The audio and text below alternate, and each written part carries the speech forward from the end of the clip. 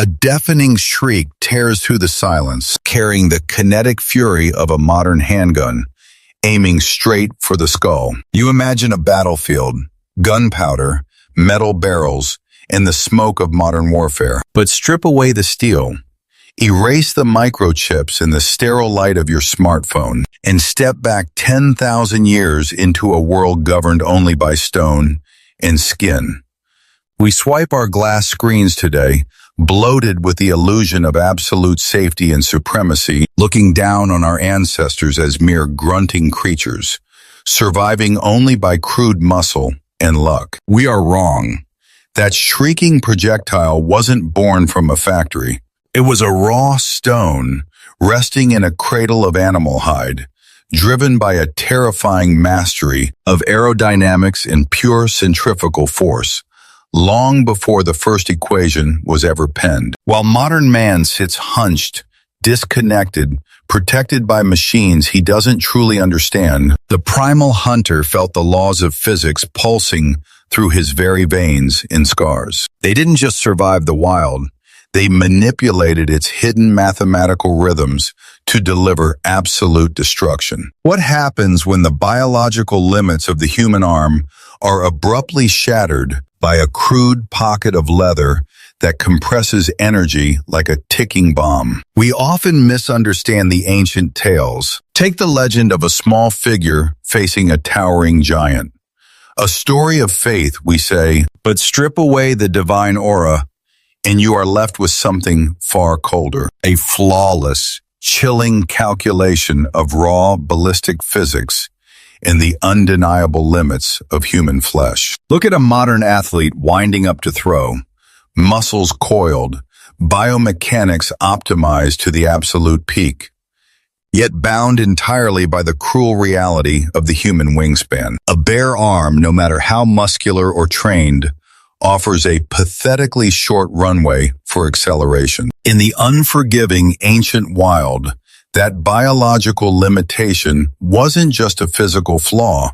It was a sudden, inescapable death sentence when facing the massive shadows of the Ice Age. An unassisted stone, hurled with maximum human desperation, barely reaches 100 kilometers per hour. A mere 27 joules of energy, barely enough to bruise the thick, armor-like hides of the ancient giants. The primal mind realized that pure muscle was fundamentally useless against the overwhelming scale of nature. They were trapped, boxed in by the frail architecture of their own skeletons, staring up at towering beasts that could crush them into dust without a second thought. But when cornered by evolution, what dormant mechanical principle did the human brain suddenly awaken? The modern mind looks at a piece of string and leather and sees only a child's toy. But place it in the hands of a desperate survivor, and it ceases to be a toy.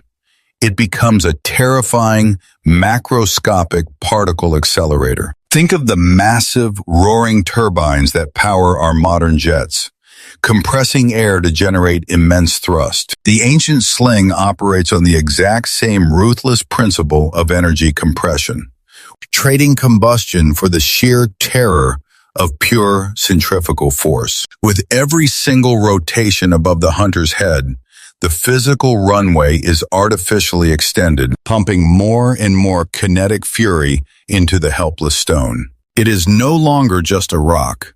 It is a vessel of concentrated power, begging to be unleashed. And then, at the exact millisecond of perfect alignment, the fingers open. The compressed energy instantly releases. The stone rips through the air at 160 kilometers per hour, carrying a staggering 95 joules of force, over 3 times the power of a barehanded throw. Enough to shatter bone, enough to bypass the evolutionary armor of the giant beasts. Humanity had conquered its biological limits. The ballistic engine was perfected, but as kinetic power reached its peak, what deeply sinister upgrade did the great Roman Empire engineer next? To merely end a life is the blunt goal of an ordinary soldier. But the great architects of the Roman Empire understood a far darker truth about war. To truly conquer an enemy, you must first shatter their mind into 1,000 pieces. The sling was already a masterpiece of kinetic destruction, but they demanded more. Deep in the ruins of an ancient battlefield in Scotland, modern archaeologists unearthed the mystery. Heavy, perfectly spherical sling stones, but each one had a deliberate, tiny hole drilled through the center. At first, the arrogant modern mind dismissed it as a manufacturing error or a decorative flaw. But when they cast replicas and hurled them through the air, the ancient terror was reborn. Think of the bone-chilling wail of a modern air raid siren echoing across a sleeping city. Now imagine that mechanical dread replaced by the shrieks of 10,000 furious hornets. Descending from a blackened sky, an invisible swarm of acoustic torment tearing through the wind. The air rushing through that tiny drilled hole created a deafening, spectral whistle at over 100 kilometers per hour. Before the stone ever struck a shield, its sound paralyzed the defender with absolute freezing terror. You are not just facing a physical projectile. You are facing a phantom screaming for your soul. But the Romans didn't stop at mere sound. What message did they carve into the very surface of death? The carved letters on these stones weren't military codes. They were deeply personal, malicious curses. Archaeologists read translations like, "Take this," or far darker, mocking insults aimed at the fallen. Imagine the absolute despair of an ancient defender watching his comrade fall to an invisible phantom, only to find a mocking joke etched into the fatal stone. The physical wound might strike down one man, but the humiliation and dread infected the entire army. It was a virus of the mind. Panic spread faster than any plague, and a broken mind means a broken shield wall.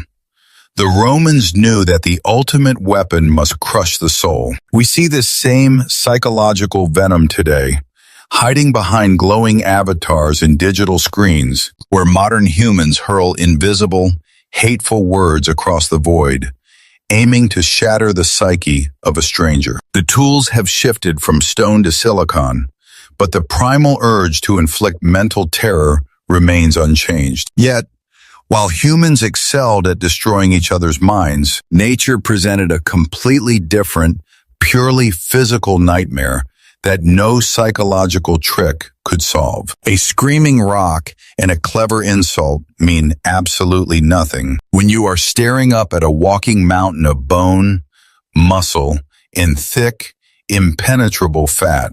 The age of the megafauna demanded a different kind of miracle, the miracle of leverage. To pierce the fortress of an Ice Age behemoth, human biology was completely inadequate. A spear thrown by a bare hand might reach 22 meters, carrying just enough force to anger a creature of that scale. Once again, the pathetic shortness of the human arm was a curse. But instead of surrendering to their fragile skeletons, the primal hunters observed the hidden geometry of the natural world and reverse engineered it.